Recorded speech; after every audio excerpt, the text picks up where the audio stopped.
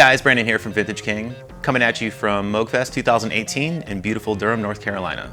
And today it's my extreme pleasure to give you a first listen to Moog's newest semi-modular analog synthesizer, the Grandmother. Harkening back to the early years of analog synthesizers, the Grandmother is steeped in the vintage, hand-built tradition of Moog modular, but with all the amenities of a modern instrument. With 41 individual patch points, there's tons to explore for the seasoned user. But for those just looking to play, the Grandmother's semi-modular design means you can start getting busy right out of the box. Thanks to its generous amount of routing and flexibility on board, the Grandmother plays seamlessly with other gear, and patching in the DFAM or any other CV-enabled devices yields new and exciting results. The modularity is definitely strong with this one.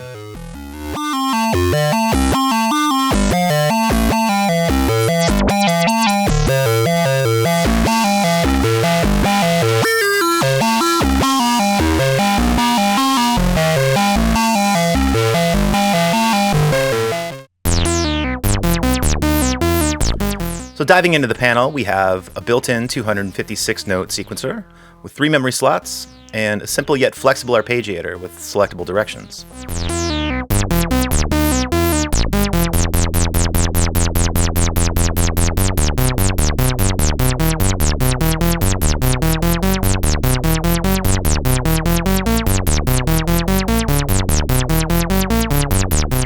Just below that, we have our play, hold, and tap tempo buttons, which also serve double duty as our octave transpose for the keyboard.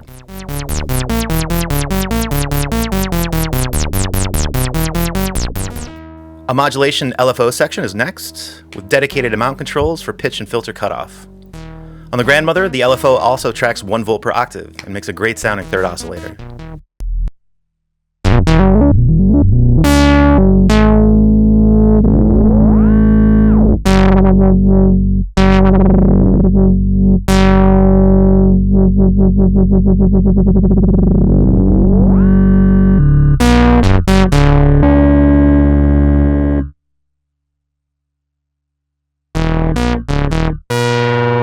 Our main oscillators come next, with separate octave and waveform selection switches for each, as well as a hard sync button.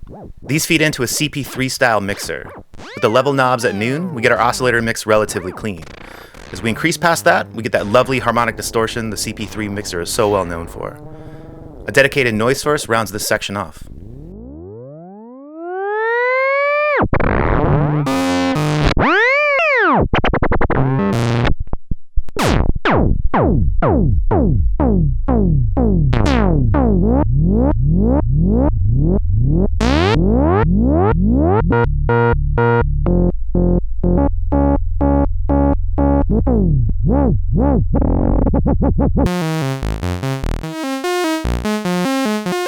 A handy utility section comes next, with a mult to duplicate both audio and CV signals, a simple 1-pole high-pass filter, which we can freely route, and finally a bipolar attenuverter, which is a welcome addition to any patchable synth.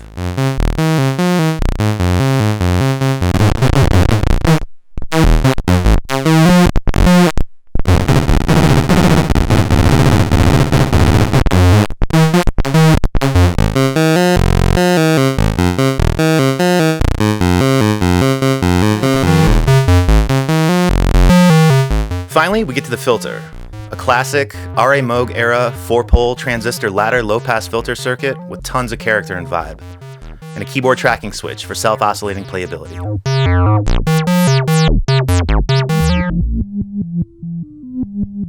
The VCA section features a dedicated 4-stage ADSR envelope, but with a small twist, a performance-friendly fader for the sustain stage. Additionally, we have a drone switch, which gates the VCA fully open. So no more wedging an eraser between the keys to keep a sound sustained. Last, but definitely not least, we have the spring reverb section, with a level control that goes from fully wet to fully dry, adding even more character and nostalgia into the equation.